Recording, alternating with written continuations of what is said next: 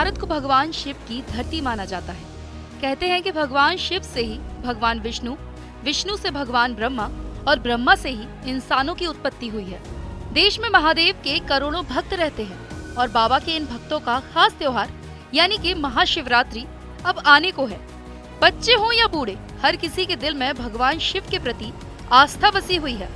ऐसे में भोले भंडारी के भक्तों का खास त्योहार महाशिवरात्रि के लिए भक्त काफी उत्साह और उमंग से भरे हुए हैं। इस दिन भोले भंडारी के भक्त भगवान शंकर की पूजा अर्चना करते हैं और व्रत रखते हैं। महाशिवरात्रि का मौका हो और ऐसे में बाबा के दर्शन हो जाएं, ये बात तो सोने पर सुहागा प्रतीत होती है।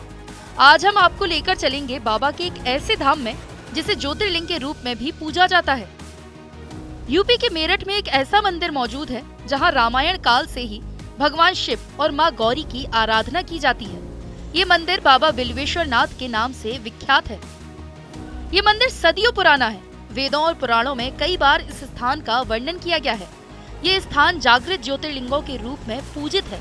ऐसा कहा जाता है कि भोलेनाथ इस मंदिर में खुद प्रकट हुए थे। इस मंदिर में जो शिवलिंग मौजूद है उसका आकार भी बाकी शिवलिंगों से थोड़ा अलग है, इसलिए यहाँ के लोगों ने इस मंदिर को सिद्ध पीठ का दर्जा दिया है।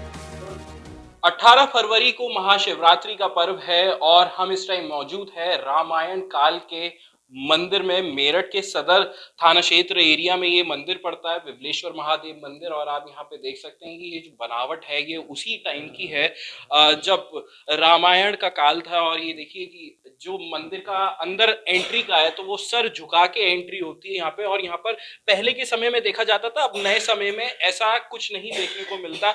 यहाँ पे ये स्वयं भू शिवलिंग है जिनकी कहा जाता है कि मंदोदरी जो थी रावण की धर्म पत्नी, वो पूजा करती थी और इसी जगह पर पूजा कर कर उन्होंने प्रसन्न किया था। यहाँ की महंत है हमारे साथ।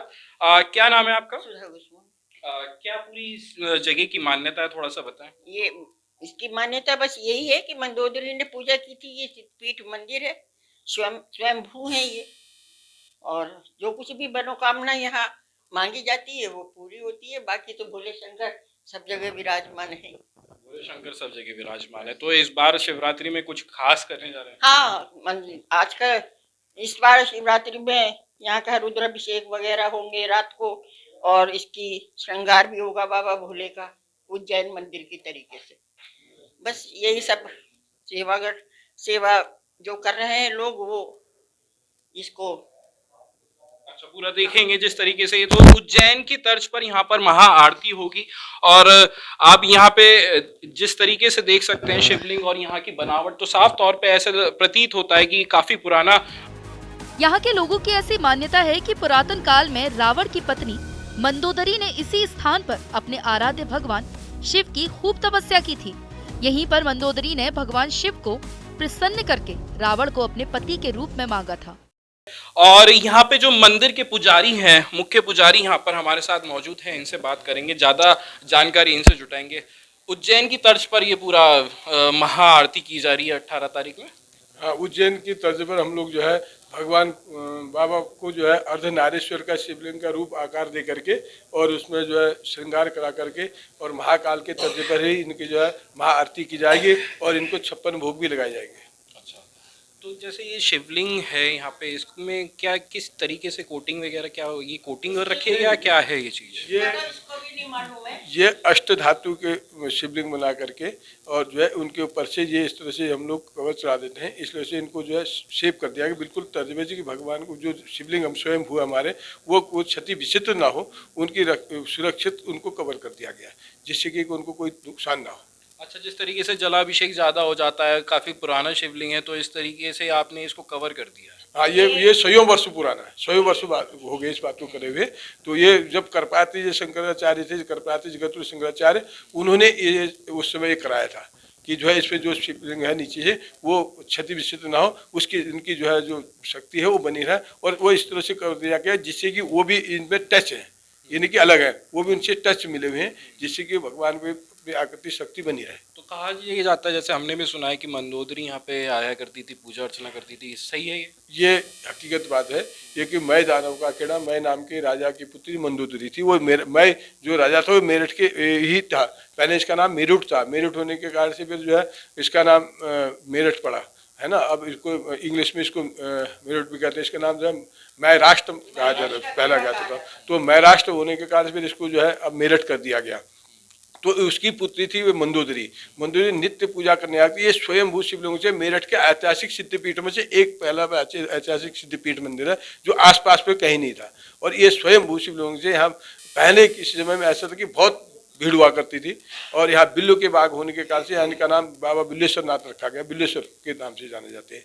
और ये मेरठ के ऐसे अब तो खैर मंदिर ऐसे हैं, जैसे आप अभी बात कर रहे थे कि ये दरवाजे कहा कि अगर भगवान के दर पर जान तो सर झुका करके जाना।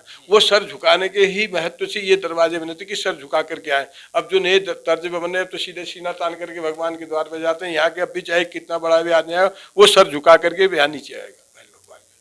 अगर आदमी बड़ा भी बना है तो भगवान के आशीर्वाद से बना है। आप भी महन जी कुछ कह रही थी, आपके पूर्वजों की जमीन है ये बताया तो पूर्वज क्या बताया करते थे, थोड़ा सा ये बताइए। जो हमारे पूर्वज थे उन्हीं की धरोहर है ये, और सदियों से हम लोग यहाँ पर पूजा अर्चना करते आए हैं।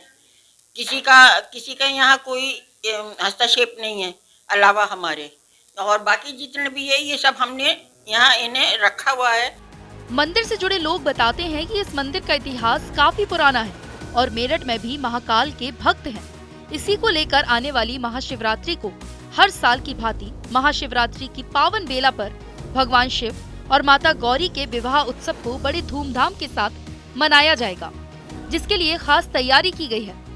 खास बात तो ये है कि भगवान शिव का श्रृंगार उज्जैन के महाकाल के तर्ज पर किया जाएगा। सिर पर मुकुट और गले में मुंड माला के साथ भगवान शिव त्रिपुरारी अर्धनारीश्वर रूप में दर्शन देंगे, जो रूप देखते ही बनेगा। ये पूजन होगा 18 तारीख में, महाआरती होगी। तो महाआरती किस समय शुरुआत होगी और पूरे दिन जैसे जलाभिषेक दूधाभिषेक होता है, भगवान का अभिषेक होता है, तो वो क्या क्या समय है, थोड़ा सा हमारे दर्शकों को बताइए किस समय से होगा और महाआरती का क्या समय है। देखो मुहूर्त तो सुबह से ही ब्रह्म मुहूर्त प्रारंभ हो जाता है। ब्रह्म मुहूर्त त्रयोदशी हम लोग हैं, त्रयोदशी के उपरांत चतुर्दशी। त्रयोदशी हम लोग जो गृहस्थी लोग हैं उन लोग को त्रयोदशी का पूजा करते हैं भगवान शंकर की। और जो चतुर्दशी में करते हैं, जो जल चढ़ाते हैं भगवान के, हरिद्वार से जल लाना, को गंगा जी से लाना या गंगोत्री से जो लाना, वो जल चढ़ाकर जो अभिषेक करेगा वो 14 में करते हैं। और उसमें 14 में भगवान शंकर का विवाह हुआ था। और विवाह में हम लोग 4 पहर की आरती, जैसे अब श्रृंगार की बात करें, श्रृंगार 3 बजे हो जाएगा, 3 बजे 5 बजे दर्शन, 5 बजे के बाद में 7 बजे हम लोगों की महा आरती होगी। और उसी समय भगवान को 56 भोग लगा दी जाएंगे। उज्जैन की तर्ज पे श्रृंगार भी होगा। उज्जैन की तर्ज पर, महाकाल की तर्ज पर हम लोग अर्धनारीश्वर का रूप बना करके और इनका भगवान का श्रृंगार छत्र इत्यादि सबको जो भी श्रृंगार है उसको अच्छी तरह मुंड माला इत्यादि पहना करके और इनका श्रृंगार करेंगे। और श्रृंगार के बाद में महाआरती करेंगे। महाआरती आरती में भगवान शंकर को इनको जो है 56 भोग लगा जाएगा। उसके बाद में फिर कहा कि महाशिवरात्रि में महाशिवरात्रि में 4 पहर की भगवान शंकर की आरती का विधान कहा गया है कि जो है 4 पहर में इनकी आरती होनी चाहिए 14 की रात्रि को। जैसे 9 बजे है, 11 बजे है, 2 बजे है, सवेरे 3 बजे है। तो ये 4 पहर की आरती 4 मुहूर्त में होने के पश्चात और तब उसके बाद में जो है माँ पार्वती का अपना बहुत बहुत शुक्रिया हमसे बात करने के लिए। तो ये थे यहाँ के मेन पुजारी, जिन्होंने बताया है कि जो उज्जैन के महाकाल है उसकी तर्ज पे यहाँ पे श्रृंगार होगा भगवान विवलेश्वर नाथ मंदिर का और महाआरती का पूरा प्रबंध यहाँ पे किया गया है। इस प्राचीन मंदिर में भगवान शिव और माता गौरी के विवाह उत्सव का जो कार्यक्रम हो रहा है उसके श्रृंगार के लिए मेरठ के एक गुप्त दान दाता ने बीकानेर से चांदी का मुकुट मंगवाया है, जिसको बनाने के लिए बीकानेर के विशेष कारीगरों को 3 महीने का समय लगा। हम तो अभी से ये कल्पना कर रहे हैं कि मंदिर में स्वयंभू शिवलिंग के श्रृंगार के बाद जो नजारा होगा वो बेहद ही अद्भुत और अलौकिक होगा। बाबा का वो रूप हर एक शिव भक्त को अपने सौंदर्य और सजावट से मोहित करेगा और बाबा के सभी भक्त जन्मों जन्मों के लिए तर जाएंगे।